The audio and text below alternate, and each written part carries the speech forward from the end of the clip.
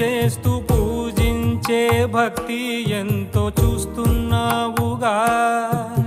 ఆకలితో చెయ్యే చాచి వస్తే తన చేతుల్లోని ఆహారం పంచే చేయి చూస్తున్నావుగా.